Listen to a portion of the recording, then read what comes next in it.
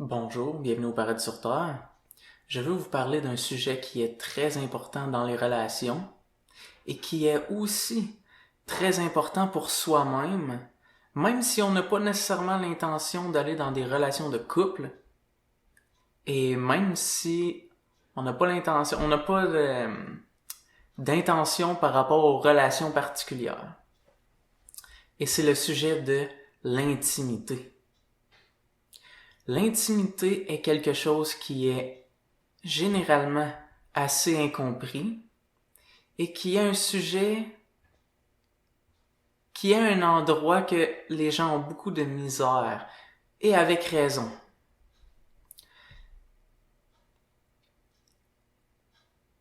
L'intimité est souvent mépris avec la proximité. Les gens croient que être intime avec quelqu'un est d'avoir un haut degré de proximité avec quelqu'un. Et que plus tu te colles à quelqu'un physiquement, plus tu vis un moment d'intimité. Quoique la proximité soit quelque chose de beau, quoique de se coller et d'être près l'un de l'autre implique un certain degré d'intimité, un certain degré d'intimité physique, un certain degré d'intimité émotionnelle, mais il y a des types d'intimité qui demandent une autre manière de fonctionner pour y arriver. Et je vais vous en parler d'une manière particulière de l'intimité parce que c'est un sujet, c'est vraiment différent de ce que l'on croit. Puis personnellement, moi-même, je l'ai jamais appris de la manière dont je vais vous l'expliquer. Ok? Et ce que je veux vous dire, je vais commencer comme ça, ok? Si par exemple, deux personnes se rencontrent, ok? Et que les deux personnes ont le désir d'être intimes l'un avec l'autre, les deux veulent être intimes l'un avec l'autre, ça ne veut pas dire qu'ils vont y arriver. Ça ne veut pas dire qu'ils vont arriver à être intimes l'un avec l'autre, même si c'est l'intention des deux. Donc, l'intimité, on ne peut pas décider d'être intime. Je choisis d'être intime. Je veux être intime avec cette personne-là. L'intimité est d'accéder à un endroit à l'intérieur de l'autre ou à l'intérieur de soi qui est vulnérable et qui est sensible. OK?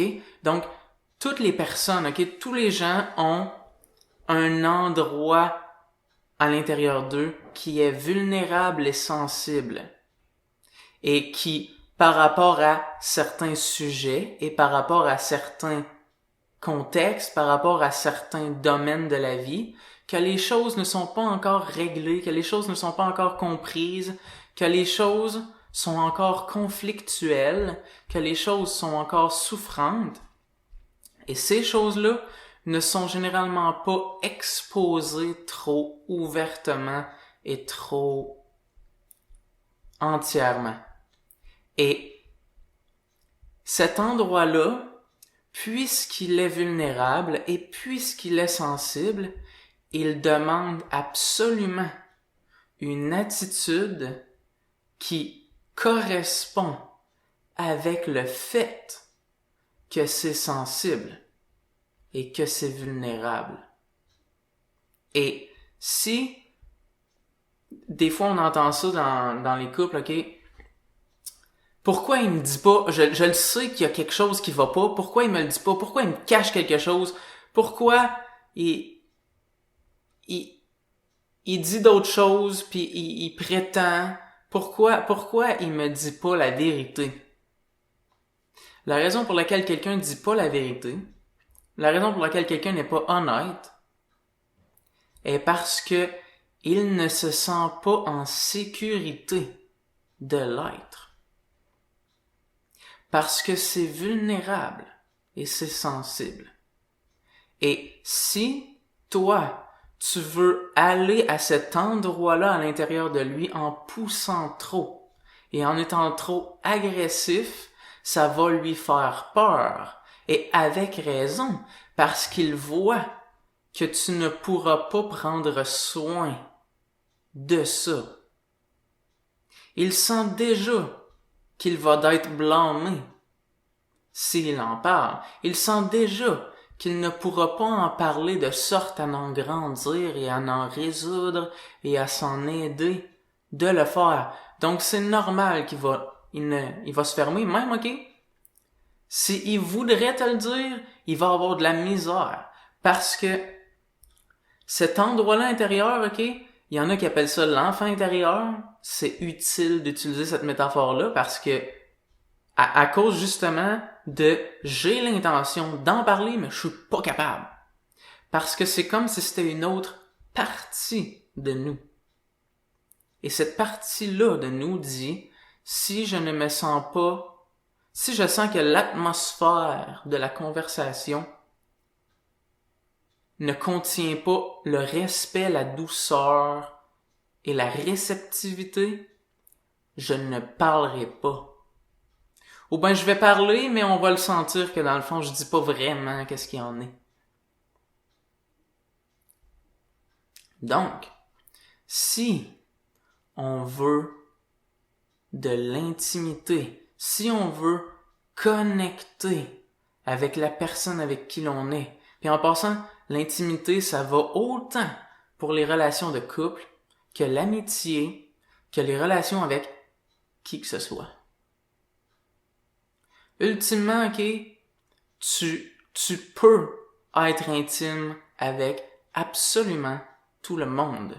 Parce que comme j'ai dit, l'intimité n'est pas la proximité. Il y en a qui croient qui font des associations avec ça, donc ils disent, je veux pas d'être intime avec personne d'autre que la personne avec qui je veux être en couple, parce qu'ils ont fait l'association entre intimité et, par exemple, relation sexuelle. Pour certains, intimité égale relation sexuelle. Intimité n'est pas relation sexuelle. Relation sexuelle est relation sexuelle, intimité est intimité.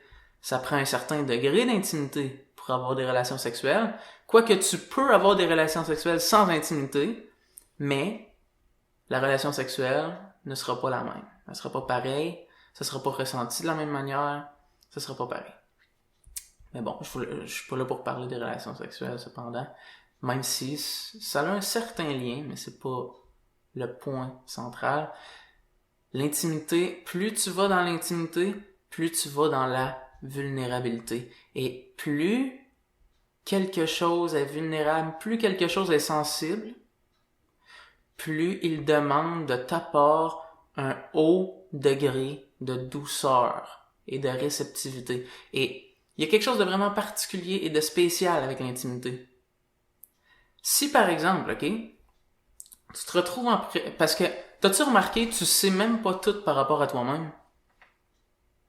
T'as-tu remarqué qu'il y a des choses que tu te caches à toi-même? T'as-tu remarqué qu'il y a des choses que t'es incapable de dire à d'autres personnes? Puis même si tu voudrais, tu peux pas? C'est parce que cet endroit-là à l'intérieur de toi qui est vulnérable, ok, demande de la douceur et de la réceptivité de toi-même. Et donc, ce qui est vraiment particulier de ça, c'est que si, par exemple, ok, je me retrouve en présence de quelqu'un et ce quelqu'un-là est très défensif, ok, il est défensif parce que il a des vulnérabilités qu'il ne veut pas être exposé.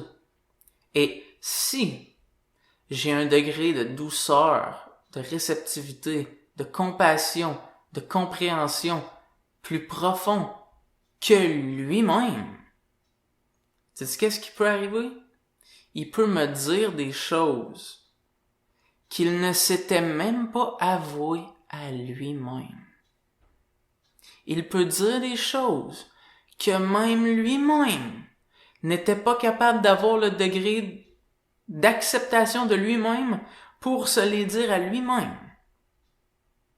Et moi, ayant eu l'écoute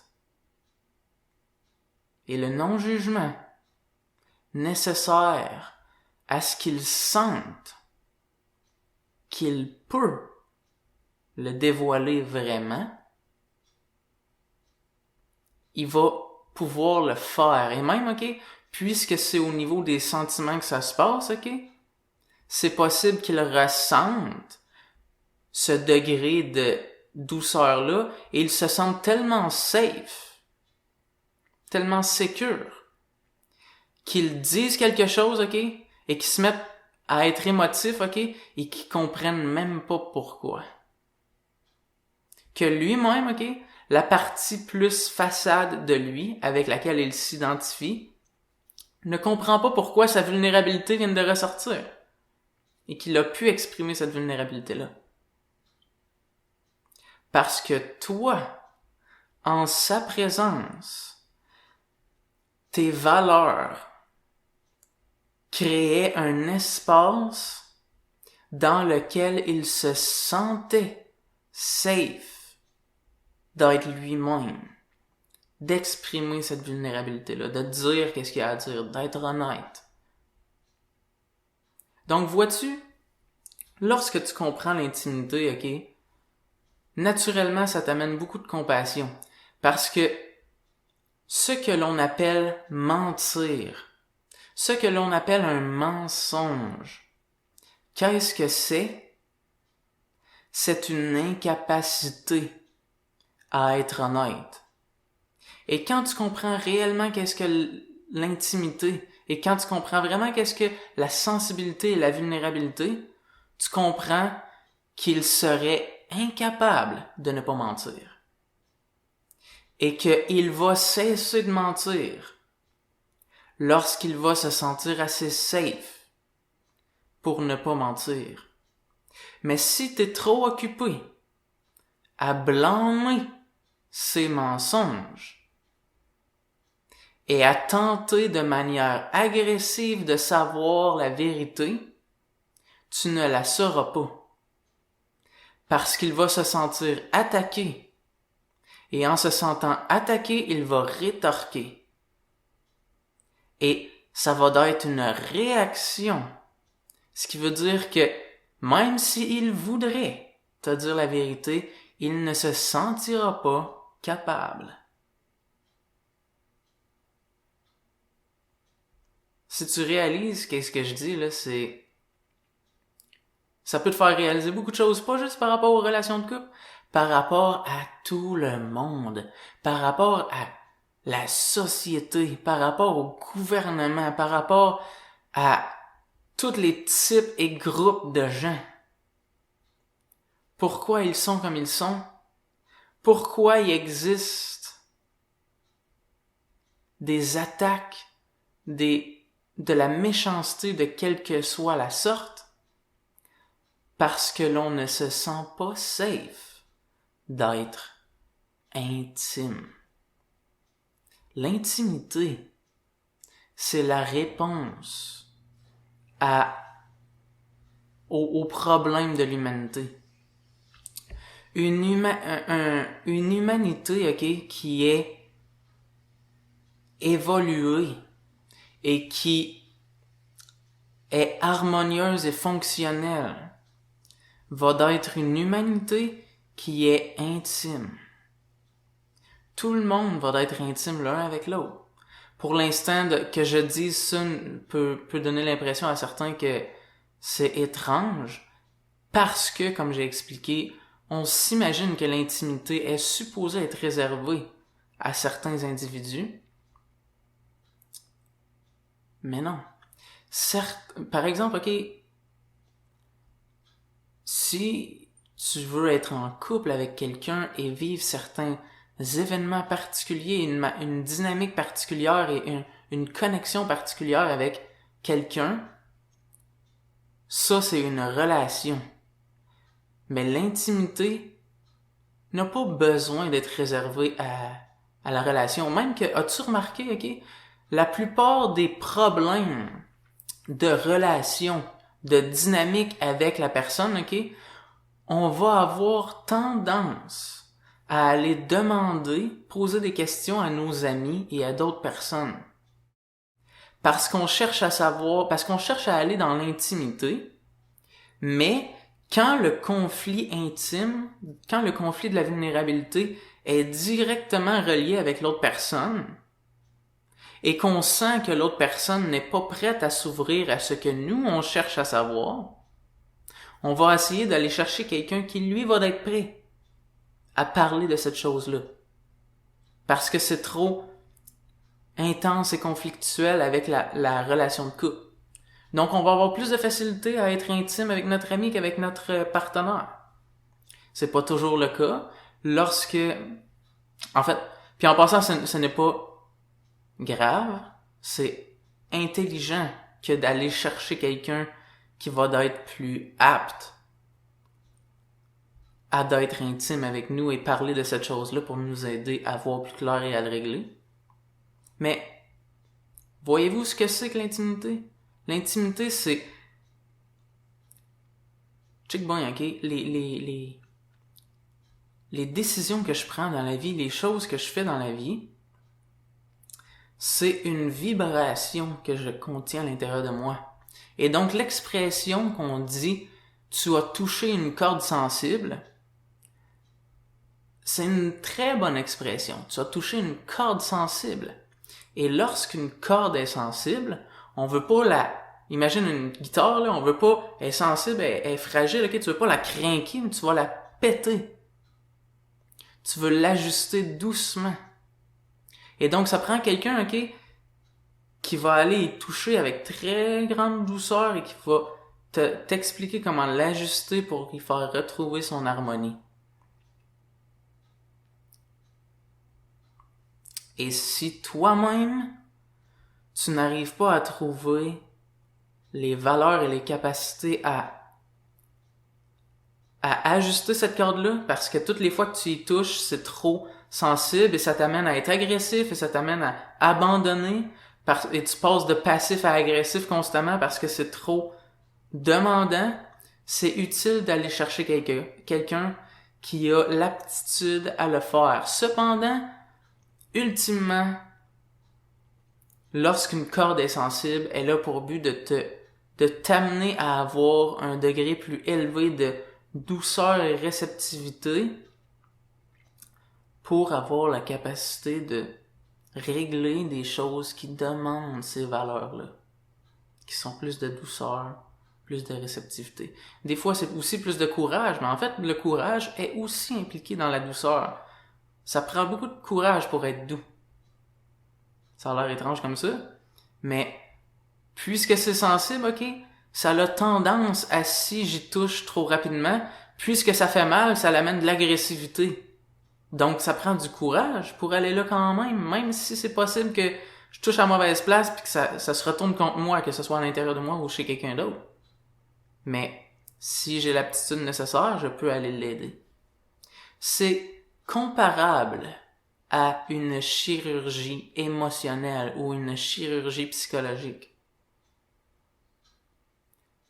Et donc, même si j'ai toutes les compréhensions du monde spirituel, développement personnel, psychologie, tout,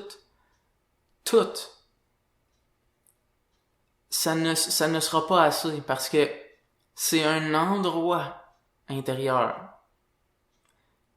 qui demande des valeurs appliquées de toi. Et si tu comprends, mais tu ne les appliques pas, ça fonctionne pas. C'est expérientiel, l'intimité. Donc, même ce que je dis, oui, t'aide à comprendre, t'aide à voir, t'aide à cerner. Ok, je comprends, je vois. Mais, lorsque vient le temps d'être intime, la compréhension sert juste comme compas et comme guide. Mais c'est le temps de l'appliquer. D'être doux, d'être réceptif, de ne pas blâmer trop rapidement, puis d'écouter attentivement qu'est-ce que tu me dis, qu'est-ce que tu me montres. Et si tu as l'aptitude nécessaire, ok, les gens, ok, tu vas avoir tendance à remarquer que les gens sont intimes avec toi. Et tu vas les amener à être intimes malgré eux. Ça, c'est un phénomène, ok, qui est difficile à comprendre parce que les gens disent, tu peux pas changer l'autre, tu peux juste te changer toi-même, essaie pas de changer l'autre.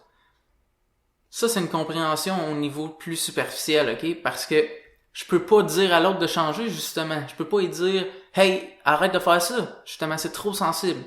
Mais, si je me change moi-même, c'est-à-dire si j'applique et je suis l'exemple de valeur, de douceur, de réceptivité, de douceur, je vais changer l'autre par l'entremise de ces valeurs-là.